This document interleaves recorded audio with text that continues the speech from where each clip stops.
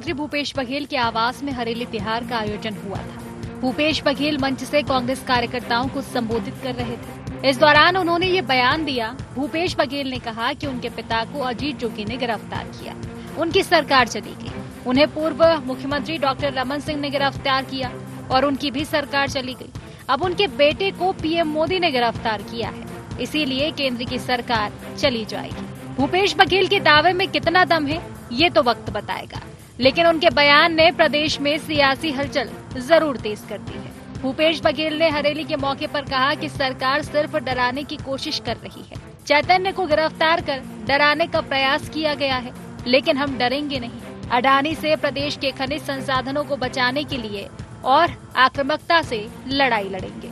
बहुत रणनीतिक ढंग से छत्तीसगढ़ के नेतृत्व खत्म करना चाहते, क्योंकि अडानी हम बस्तर नहीं घुसंदान डराए की बात नहीं है। ये संघर्ष का रास्ता, संघर्ष करना है, लड़ाई लड़ना है, और लड़ाई लड़ना है तो रोक टोक नहीं लड़े जा सकते, डरा के नहीं लड़े जा सके।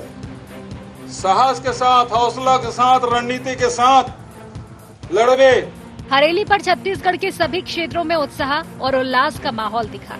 बघेल निवास के अलावा अन्य क्षेत्रों में हरेली पर्व मनाया गया। सीएम हाउस के साथ ही मंत्रियों ने अपने शासकीय आवास में हरेली त्योहार मनाया, जिसमें विधानसभा अध्यक्ष डॉक्टर रमन सिंह भी शामिल हुए। भूपेश बघेल के बयान पर पूर्व सीएम और विधानसभा अध्यक्ष डॉक्टर रमन सिंह भूपेश बघेल की टिप्पणी पर तीखा पलटवार करते नजर आए। रमन सिंह ने कहा कि सरकारें आती जाती रहती है, किसी के श्राप से क्या होता है इसका उदाहरण नहीं देना चाहता।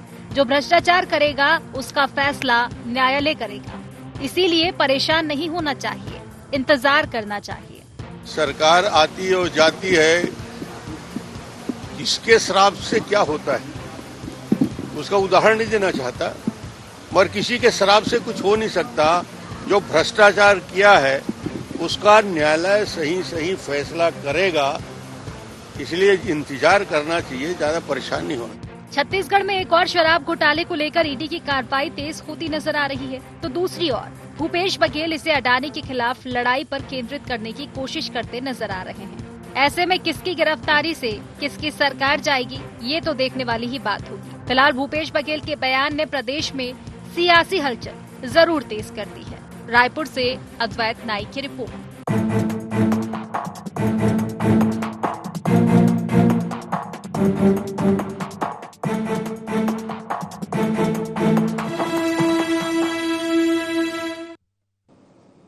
नमस्कार, गुहार छत्तीसगढ़ देख रहे हैं आप और मैं हूं आपके साथ खुशी प्याज। श्राप वाली सियासत, जी हां, अक्सर छत्तीसगढ़ में सियासत के अलग अलग मुद्दे होते हैं। आए दिन अलग अलग मुद्दों पर सियासत हो रही है, खासतौर पर कार्रवाई, जांच, इन मुद्दों पर होती है।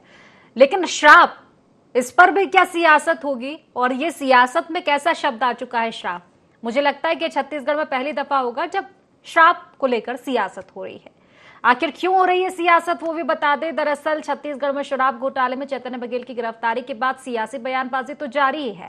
अब हरेली त्योहार के मौके पर पूर्व सीएम भूपेश बघेल ने अडानी और केंद्र सरकार के खिलाफ लगातार तीखा हमला बोला और उन्होंने कुछ ऐसा कह दिया जिससे सियासत में एक बार फिर से उबाल आ गया।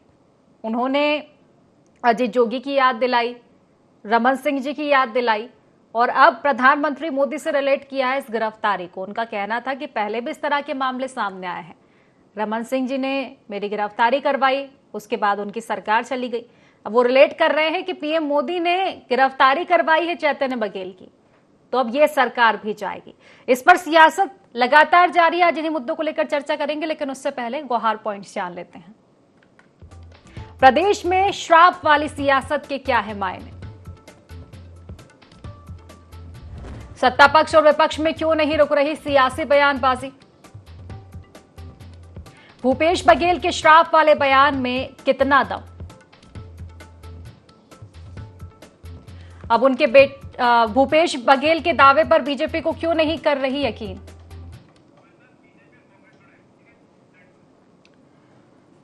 तो इन्हीं सब मुद्दों को लेकर आज हम चर्चा करने वाले हैं। खास मेहमान हमारे साथ जुड़ चुके हैं। सबसे पहले मैं आपका परिचय करवा देती हूँ। हमारे साथ बीजेपी से प्रवक्ता रविंद्र सिंह जी जुड़ चुके हैं। कांग्रेस से हमारे साथ प्रतिक्रिया रखने के लिए अमित श्रीवास्तव जी जुड़ चुके हैं और जल्द ही हमारे साथ वरिष्ठ पत्रकार भी जुड़ेंगे। फिलहाल चर्चा की शुरुआत रविंद्र जी आप ही से कर लेती हूँ। देखिए, गिरफ्तारी चैतन्य बघेल जी की हुई और इसके बाद से बयानबाजियां लगातार जारी है। बल्कि मैं तो ये कहूंगी कि जब से शराब घोटाले मामले में कार्रवाई शुरू हुई है तब से जांच एजेंसी को रिलेट तो आपसे किया जा रहा है कि ये तो आपका बायां हाथ है, जांच एजेंसी जिसको आप अपने इशारों पर नचा रहे हो, कठपुतली बन गई है। लेकिन अब श्राप दे दिया है भूपेश बघेल जी ने कि गिरफ्तारी आपने करवा ली, लेकिन अब आपको श्राप मिल चुका है, इसका भुगतान आपको करना पड़ेगा। मुझे नहीं पता था भूपेश बघेल जी इतने बड़े तांत्रिक है हाँ। कि वो श्राप देते या श्राप दिलवाते। अब मैं 3-4 बात बोलता हूँ। वो कह रहे थे अजीत जोगी जी ने गिरफ्तार किया था नंद कुमार बघेल जी को, तो ब्राह्मण कुमार रावण को मत मारो जैसा द्वादशपद किताब लिखते हैं, तो अजीत जोगी जी को छोड़ देना चाहिए। हो सकता है उनके श्राप के कारण सरकार चली गई हो। और डॉक्टर रमन सिंह की 15 साल की सरकार गई तो भी क्यों गई? क्योंकि गिरफ्तार किए फर्जी सीडी कांड में। अब क्या है, उनका कहना है कि उनके बेटे को मोदी जी ने गिरफ्तार किया, तो राहुल गांधी जी को एक नया टेक्निक मिल गया है। अब राहुल गांधी जी को गली गली कुचे कुचे नहीं दौड़ना चाहिए, भूपेश बघेल के परिवार के लोगों को गिरफ्तार करवा देना चाहिए, राहुल गांधी जी की सत्ता आ जाएगी। सबसे बड़ी बात जो है, भूपेश बघेल जी आपने अपने पिताजी को गिरफ्तार किया था जब लखनऊ में नंद कुमार बप्परा आदरणीय सनातन परंपरा के जो सेवक थे, जिनकी परंपराओं में विश्वास था, जो ब्राह्मणों पे भरोसा करते थे, उन्होंने लखनऊ में कहा कि ब्राह्मणों को गंगा से ओल्गा भगाओ, रूस तक भगाओ। तो लखनऊ में जब उन्होंने कहा भूपेश बघेल जी, तो आपने उनको गिरफ्तार किया था। और आज मेरे को रहस्य समझ में आ रहा है कि भूपेश बघेल के भ्रष्टाचार के कारण भूपेश बघेल की सरकार नहीं गई, वो तो अपने पिताजी को गिरफ्तार किए थे ना, तो पिताजी का श्राप लगा था, इसलिए भूपेश बघेल की सरकार छत्तीसगढ़ से गई। आज ये परम ज्ञान मुझे ही प्राप्त हुआ है। और अमित श्रीवास्तव जी, सामान्य वर्ग के हैं आप। जब उनकी माता जी खत्म हुई थी ना भूपेश बघेल की, तो भूपेश बघेल सनातनी परंपरा से श्राद्ध कर रहे थे, लेकिन नंद कुमार बघेल जी बौद्ध परंपरा से कर रहे थे। और अभी भूपेश बघेल जी, मुझे ऐसा लगता है थोड़ा मानसिक दिवालियापन की ओर बढ़ रहे हैं। कारण बोल रहा हूँ, पूरी जिम्मेदारी से बोल रहा हूँ। कुछ दिन पहले उन्होंने कहा आज इसके दादाजी होते चैतन्य बघेल के तो बहुत खुश होते, बेटा जेल में है। शायद बघेल परंपरा है कि कोई जेल जाता है चाहे वो शराब घोटाले में जाए, तो हो सकता है परदादा लोग ये हो और क्या कहते हैं ब्राह्मणों को गाली देते थे, आज वो भूपेश बघेल जी के लिए परम पूजनीय हो गए। भूपेश बघेल जी ने अपनी स्कूली शिक्षा छोड़ी थी अपने पिताजी से वैचारिक मतभेद के कारण, आज उनके लिए बहुत देवतुल्य हो गए, तो अच्छी बात है। एक बात कहता हूँ भूपेश बघेल जी, मुझे लगता है आपकी जुबान फिसल गई। आप ना शराब पे बात नहीं कर रहे थे, आप शराब पे बात कर रहे थे। थोड़ा शराब पे बात कर लेते ना, तो आपके बेटे की काली करतूत सामने आ जाती कि कैसे 2-2 हजार करोड़ का उन्होंने पैसा दिया। काश आप शराब की बजाय शराब पे बात करते तो छत्तीसगढ़ की जनता ना आपको याद रखती कि आप कुछ करना चाहते हैं। और एक बात कह रहा हूँ, हम 75 लाख जो महिलाएं हैं ना, जिसको 1000 रुपये महतारी वंदन में दे रहे, उनका परम आशीर्वाद है भारतीय जनता पार्टी की सरकार को। आपने 16 लाख लोगों का छत छीना है, छत, उनका हमको आशीर्वाद है, इसलिए हम सरकार में आए हैं। राहुल गांधी जी को ये ट्रिक बिल्कुल पहुंचा देना चाहिए। मैं तो आज मेल कर दूंगा आपके भूपेश बघेल जी परम ज्ञानी हो गए भैया, चैतन्य बघेल को 2-4 मामले में गिरफ्तार करवा दो। नरेंद्र मोदी जी के लिए क्यों मेहनत कर रहे हो? आपकी सरकार बन जाएगी। प्रियंका गांधी को कहीं नहीं तोड़ना है, राहुल गांधी को कहीं नहीं तोड़ना है। करने दो कांग्रेस को भ्रष्टाचार। भूपेश बघेल का जो श्राप होता है उसके परिवार को गिरफ्तार करने का, उससे केंद्र सरकार और राज्य सरकार हिल जाती। अमित श्रीवास्तव जी, ये मंत्र आप भी पढ़ लीजिए, भूपेश बघेल जी से पूछ लीजिएगा, और यही मेरे को लगता है, तो आप यही करिए, हम अपने कार्यों से। चलिए बिल्कुल, अमित जी से जवाब ले लेते हैं। अमित जी, ईडी की कार्रवाई, बघेल परिवार की गिरफ्तारी और सत्ता में पार्टियों की आवाजाही, आखिर ये कनेक्शन कौन सा निकल चुका है अब?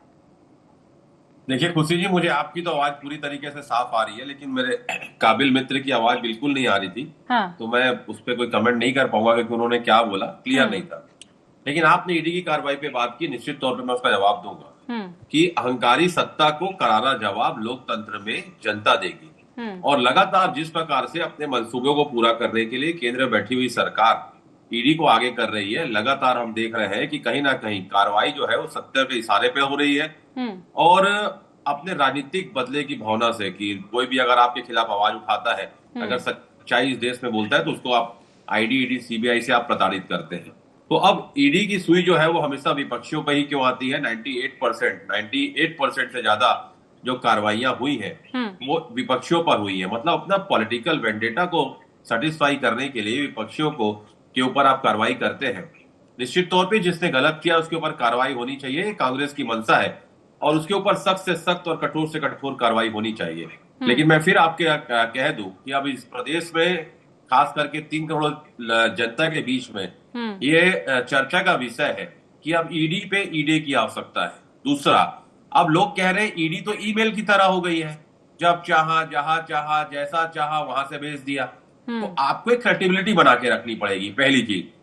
दूसरा चीज, मुझे ऐसा लगता है कि आज बहुत से भाजपा प्रवक्ता को सॉरी बीजेपी पहले से स्क्रिप्ट लिख के दी गई है, क्योंकि लगातार हम डिबेट कर रहे हैं तो सारे कंटेंट एक समय आ रहे हैं कि मानसिक दिवालियापन हो गए हैं, मानसिक संतुलन खो बैठे हैं। मुझे ऐसा लगता है कि कौन व्यक्ति किसको बोल रहा है ये भी भाजपा के सम्मानित नेताओं को पूछना चाहिए और बोलना चाहिए, और देख के बोलना चाहिए, क्योंकि राजनीति में सुचिता का हमेशा सुचिता रहनी चाहिए। क्योंकि मेरे काबिल मित्र पढ़े लिखे हैं तो मेरी उनसे उम्मीद ज्यादा है ना।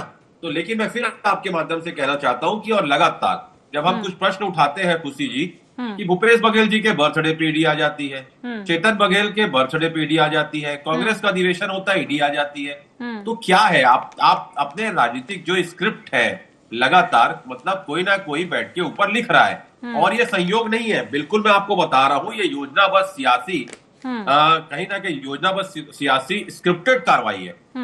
मैं फिर लेकिन दावे कर रही है चाहता हूं, ईडी दावे कर रही है कि कनेक्शन तो था, 16 करोड़ रुपए कुछ का बताया भी है उन्होंने कि हुआ है हेरफेर तो पैसों का।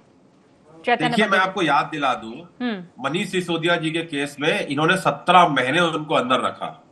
सुप्रीम कोर्ट मैटर पहुंचता है और सुप्रीम कोर्ट पूछता है कि आपने इन्हें 17 महीनों से रखा है, आपके पास you don't have any evidence. अब who will responsible for his 17 months? ED के पास जवाब नहीं था। अनिल देशमुख जी के केस में वही हुआ, संजय राउत जी के केस में वही हुआ।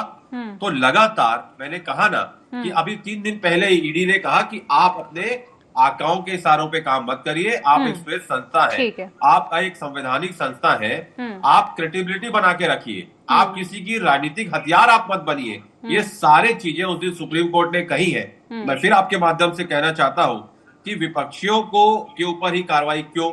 अगर किसी ने गलत किया आप करिए, विपक्षियों पे ही क्यों, विरोधियों पे ही क्यों? कहीं ना कहीं मैंने कहा ना, इस देश में उत्पीड़न और प्रतिशोध की राजनीति चालू हो गई है, और thread of democracy, murder of democracy और पॉलिटिक्स ऑफ हेरेसमेंट चल रहा है। ठीक है, बिल्कुल जवाब लूंगी मैं, लेकिन उससे पहले प्रतिक्रिया ले लेती हूँ मधुकर जी से। मधुकर जी देखिए, अब हालांकि सियासत अब शराब पर आ गई है। पहले देखा गया था कि शराब घोटाला मामला उठा, उस पर सियासत, ईडी की कार्रवाई पर सियासत, पेड़ों की कटाई पर सियासत, अब सियासत शराब पर पहुंच चुकी। भूपेश बघेल जी ने कह दिया है कि ठीक है, चैतन्य बघेल जी की गिरफ्तारी तो हुई है, लेकिन अब इंतजार कर लीजिए, सरकार बिगड़ेगी। हालांकि मुद्दा पूरा गरमाया हुआ है, ईडी की कार्रवाई कितनी निष्पक्ष, इसको लेकर आप क्या कहेंगे? देखिए, मेरी आवाज आप तक पहुंच पा रही है? जी जी मधुकर जी, मिल पा रही। दरअसल कुछ तकनीकी समस्या की वजह से मैं अपने दोनों पार्टियों के प्रवक्ता मित्रों को नहीं सुन पाया हूं। लेकिन आज देखिए, आज हरेली तिहार है। मुझे लगता है हरेली तिहार पर अगर आज राजनीति की बातें न करते नेतागण तो मुझे लगता है ज्यादा अच्छा रहता। आज का दिन तो छत्तीसगढ़ की खुशहाली की कामना करने का दिन है। किसानों की समृद्धि और किसानों के अच्छे भविष्य की बात होती तो बहुत अच्छा रहता। अगर प्रदेश के पूर्व मुख्यमंत्री जी श्री भूपेश बघेल जी अपने कार्यकर्ताओं को, अपनी पार्टी के कार्यकर्ताओं को अगर आज एक अलग किस्म का संदेश देते तो मुझे लगता ज्यादा बेहतर। लेकिन जहां नेता झुकते हैं वहां राजनीति की बात न हो, ऐसा कम होता है। देखिए, भूपेश बघेल जी ने जो आज बात कही कि उनके पिताश्री को अजीत जोगी ने गिरफ्तार कराया, वो चले गए, रमन सिंह जी ने उनके खिलाफ कार्रवाई की, वो चले गए, और ये केंद्र की भी सरकार जाएगी, यहाँ की भी। ऐसी बातें मुझे लगता है भूपेश बघेल जैसे गंभीर नेता को उतनी शोभा नहीं देती। लेकिन फिर ठीक है, मुंह से कोई बात निकल जाती है तो वापस भी नहीं आती है। देखिए, ये सारी चीजें लोगों कार्यकर्ताओं में उत्साह और जोश भरने के लिए तो बहुत अच्छा है। लेकिन अगर भूपेश बघेल जी ये कहते कि अगर मेरा बेटा दोषी है, अगर मेरे बेटे ने कुछ गलत काम किया है, मेरी प्रतिष्ठा के अनुरूप किया है, तो कानून का सहारा हम लेंगे और कानून जो तय करेगा वो सिरोधार्य होगा। तो मुझे लगता है ये ज्यादा बेहतर होता। ईडी, जैसा श्रीवास्तव जी बोल रहे थे, श्रीवास्तव जी एक बहुत नामचीन एडवोकेट हैं, वो कानूनी पहलू को जानते हैं। कानून से बड़ा कोई नहीं होता है। देखिए,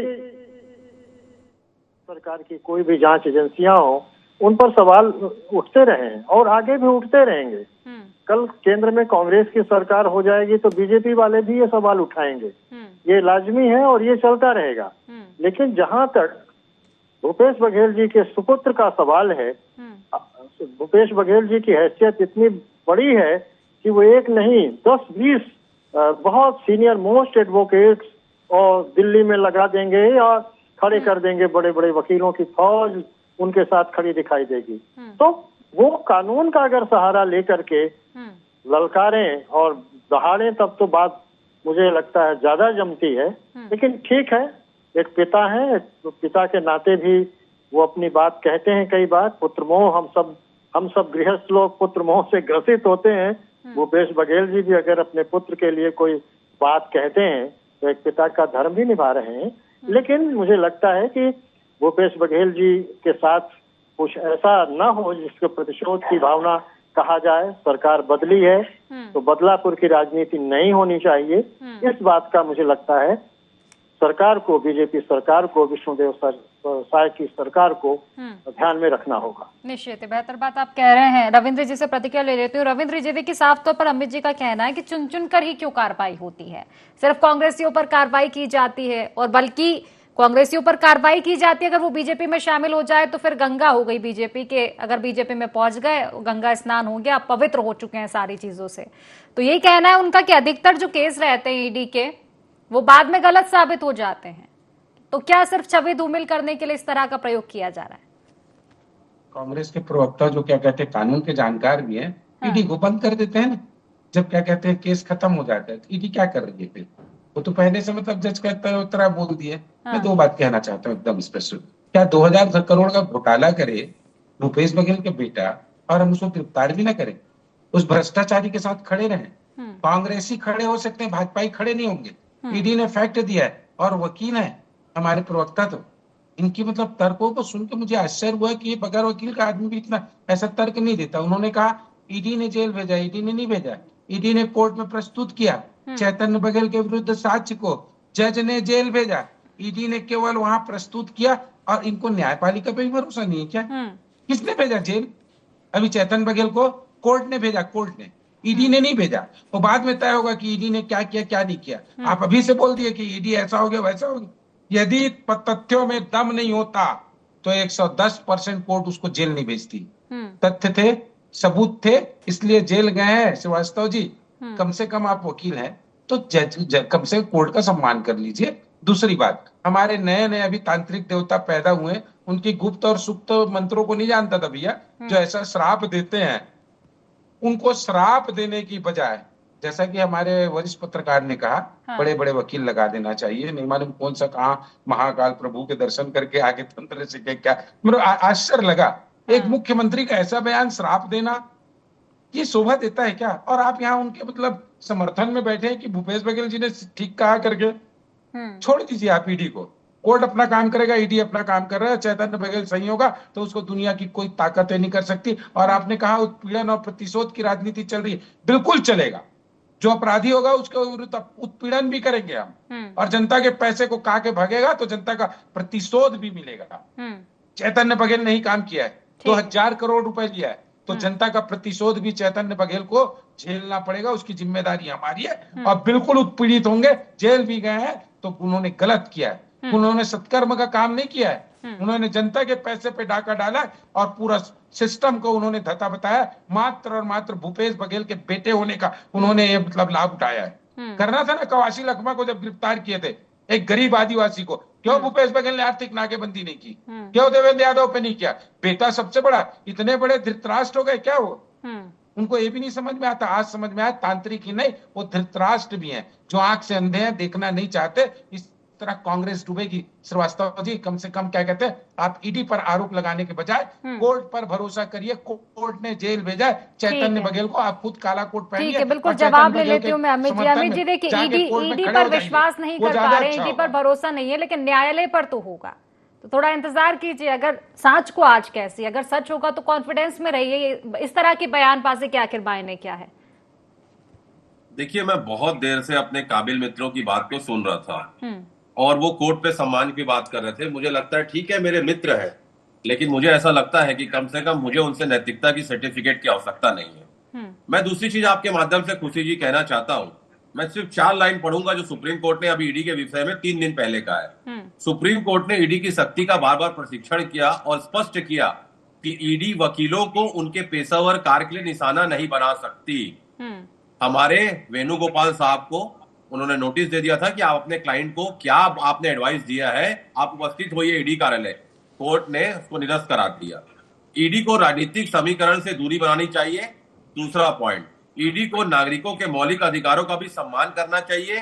तीसरा पॉइंट, ईडी छापेमारी गिरफ्तारी पीएमएलए की कानूनी प्रक्रिया के अंतर्गत होनी चाहिए और ईडी अपनी सारी सीमाओं को लांघ रही है। रविंद्र जी, ये मैं नहीं कह रहा हूं, ये जो है ये सर्वोच्च न्यायालय सुप्रीम कोर्ट कह रहा है। सारा केसेस को सुनने के बाद कर्नाटक हाई कोर्ट के विषय में जानते थे। दूसरा भी आपने कहा सुप्रीम कोर्ट में हर मामले अलग अलग होते हैं, प्रयोग किए। एक मामले के ना छोटे छोटे मुद्दे होते हैं। मैंने भी कोर्ट में वकील न होने के बावजूद भाजपा के प्रवक्ता है, एक राष्ट्रीय पार्टी के प्रवक्ता है, चीज को आप कोरिलेट नहीं कर सकते। शब्दों का प्रयोग नहीं करूंगा, लेकिन खुशी जी कहते हैं ना, वो अलग हमने इस दौर में फैसले निराले देखे हैं। हमने इस दौर में रविंद्र जी लौटूंगी मैं आपके पास, एक एक करके प्रतिक्रिया ले लेते। जी अमित जी। मैंने कहा ना खुशी जी, हमने इस दौर में फैसले निराले देखे हैं। फैसला कत्ल के कातिल के हवाले देखे हैं और हमने देखा है। और अभी बहुत ही विनम्रता के साथ मैं रविंद्र भाई से पूछना चाहता हूं, आपने कहा जो भ्रष्टाचार करेगा उस पर वह कार्रवाई होगी। प्रधानमंत्री जी ने कहा था, खुशी जी आपको याद होगा, भोपाल की सभा में 70,000 करोड़ का घोटाला करने वाला अजीत पवार महाराष्ट्र का एक नेता है। 3 दिन बाद पता नहीं ऐसा क्या हुआ, भाजपा से मिलके वो डिप्टी सीएम हो जाते हैं। और दूसरा, हेमंत विश्व शर्मा गृह मंत्री जी कहा करते थे कि नारदा शारदा स्कैम में वो मुख्य आरोपी है, आज भाजपा के मुख्यमंत्री हैं। तीसरा, शुभेंदु अधिकारी, उसको भी कहा जाता था कि नारदा शारदा स्कैम के वो आरोपी हैं और आज विपक्ष के नेता है बंगाल में। मतलब आपका चाल चरित्र और चेहरा जनता को क्लियर समझ में आ गया कि आप बोलते कुछ है, करते कुछ। बिल्कुल जवाब ले लेती हूँ मैं इसी चीज का। खुशी जी एक मिनट, आपने कहा ना कि जो इनके यहाँ जाता है वो गंगोत्री से क्लीन होकर निकलता है, तो फिर मुझे किसी की पंक्तियां याद आ गई कि झूमते हैं नाग सारे जाने कैसी बीन है, इनका ना कोई ईमान है ना कोई दीन है, और जो भी जाता है वो धूल के ही निकलता है। अरे साहब, ये भारतीय जनता पार्टी है या कोई वॉशिंग मशीन है? तो आप का दोहरा चरित्र ये जनता को बताता है। बिल्कुल जवाब ले लेती हूँ, समय की कमी। रविंद्र जी, कौन सा वॉशिंग पाउडर यूज कर रहे हैं, बता दीजिएगा जरा अमित जी को। सवाल ईमानदारी का वॉशिंग पाउडर उपयोग करते हैं, ईमानदारी से कह रहा हूँ। ये आज भ्रष्टाचारी गिना रहे कांग्रेसियों को, शरद पवार के बेटे अजीत पवार को। कांग्रेस की नैतिक जिम्मेदारी नहीं थी, जब उनके साथ पार्टी में थे तो निकाल देते, भाजपा में चले गए भ्रष्टाचारी हो गए। इनकी पार्टी में रहते ईमानदार रहते हैं भाई। प्रधानमंत्री शर्मा जी, अरे सुन लीजिए ना, मैं भी तो यही बात बोल सकता हूँ आपको। कांग्रेस में तो ईमानदार है, भाजपा में गए तो भ्रष्टाचार हो गए। आपकी नैतिक जिम्मेदारी नहीं होती कि आप लोग निकालो? अजीत पवार को क्यों झेल रहे थे आप लोग जब भ्रष्टाचारी थे? तो दूसरी बात, आप एक एक मुद्दे को ना एक दूसरे से नहीं जोड़ सकते। सुप्रीम कोर्ट का जो आदेश है जिसपे बात कर रहे हैं, टिप्पणी है, उसका मैटर अलग था, चैतन्य बघेल का मैटर अलग था। बाल की जिस तरह वो होती है ना, क्या कहते हैं, पतली रेखा, उस तरह के मामले अलग अलग होते हैं। आप कैसे मतलब उस मामले को इस मामले से जोड़ सकते हैं? आप हाई कोर्ट में वकील हैं अमित जी, आपको पता है हर मामला एक जैसा नहीं होता। सुप्रीम कोर्ट की टिप्पणी वो किस मामले में थी जरा पढ़ लीजिएगा, और चैतन्य बघेल का मामला क्या वो पढ़ लीजिएगा। टीवी डिबेट में बैठ के आप बोलेंगे हमको कानूनी प्रक्रिया में घुमा लेंगे तो ऐसा होगा नहीं। ठीक है, चलिए, नहीं होगा, मैं दावे से कह रहा हूँ। चलिए, आप गलत व्याख्या कर रहे हैं सुप्रीम कोर्ट। अच्छा, सुप्रीम कोर्ट ने ऐसा बोला तो क्या जज को नहीं मालूम था कि ऐसा बोल रहे हैं? आपकी क्या नहीं है, जज लोग वो हैं, उनको समझ में नहीं आ रहा था टिप्पणी। ठीक है, बिल्कुल इस पर चर्चा देखिए काफी लंबी हो सकती है, लेकिन फिलहाल समय की कमी है। यहाँ पर आके वो करेंगे। ठीक, वेरी गुड। आप गलत व्याख्या कर रहे थे, बिल्कुल गलत कर रहे थे। चलिए ठीक है, फिलहाल इस पर सियासत तो सभी जगह हो रही है, तो यहाँ भी होनी है। खैर ठीक है, फिलहाल अंतिम प्रतिक्रिया लूंगे मधुकर जी से। मधुकर जी, देखिए जांच एजेंसी पर जो सवाल उठ रहे हैं, पहली दफा नहीं है कि ईडी को घेरा गया हो, ईडी पर सवाल उठे हैं, काफी लंबे समय से उठते आ रहे हैं। सीबीआई, आईटी, सभी लोगों, मतलब जितनी भी जांच एजेंसियां, उन पर एक प्रश्न चिन्ह तो लगा हुआ है। लेकिन क्या लगता है आपको कि क्या वाकई अब इनकी विश्वसनीयता खतरे में हो जाएगी? बार बार जो सवाल उठाए जाएंगे तो कहीं ना कहीं एक संशय तो बरकरार हो ही जाएगा। अभी देखिए, तो राष्ट्रीय स्तर पर देखें तो इन संस्थाओं पर सवाल तो उठने लगे हैं और बराबर उठ रहे हैं। अभी श्रीवास्तव जी भी कह रहे थे कि और सुप्रीम कोर्ट तक ने एक तरह से क्वेश्चन मार्क लगाया है कार्यप्रणाली पर, तो ये तो चिंता का विषय है। लेकिन जहां तक हम लोग छत्तीसगढ़ के संदर्भ में भूपेश बघेल जी के सुपुत्र के संदर्भ में बात कर रहे हैं, तो अभी तो इंतजार करना पड़ेगा। देखिए, न्यायालय से ही इनको राहत मिलेगी। अब ईडी भी अगली प्रक्रिया शुरू करेगी, बचाव के लिए चैतन्य बघेल जी की तरफ से सारी बातें होंगी। तो या तो वो खुली हवा में सांस लेकर के और हीरो बन जाएंगे कोर्ट के निर्णय के बाद, और नहीं तो मालूम है कि शायद वो कैद की चार दीवारी में से बाहर नहीं निकल पाएंगे। लेकिन यही बात है कि कम से कम न्यायालय का अब जो भी आदेश आएगा, न्यायालय जो देखे करने वाला इस मामले, मुझे लगता है कि उसको लेकर निश्चित ही आप सही कह रहे हैं कि थोड़ा इंतजार करने की जरूरत है, क्योंकि बयानबाजियों से सिर्फ सियासत मचेगी छत्तीसगढ़ में, निराकरण कोई नहीं निकलने वाला है। फिलहाल क्योंकि समय की कमी, इसलिए चर्चा को समाप्त करना पड़ेगा। आप तीनों मेहमानों का बहुत बहुत शुक्रिया इस चर्चा में जुड़ने के लिए। तो देखिए, ईडी, शराब घोटाला, पेड़ों की कटाई और अब शराब पर भी सियासत लगातार हावी है छत्तीसगढ़ में। लेकिन कुल मिलाकर बात यही है कि एक और कार्रवाई है, दूसरी और बयानबाजी है, और जब तक बयानबाजी है, सियासत तो यूं ही जारी रहेगी। देखने वाली बात होगी और कौन से नए मुद्दे आते हैं छत्तीसगढ़ की सियासत में। फिलहाल गुवाहाटी छत्तीसगढ़ में बस इतना ही। आप बने रहिए IND24 के साथ। नमस्कार।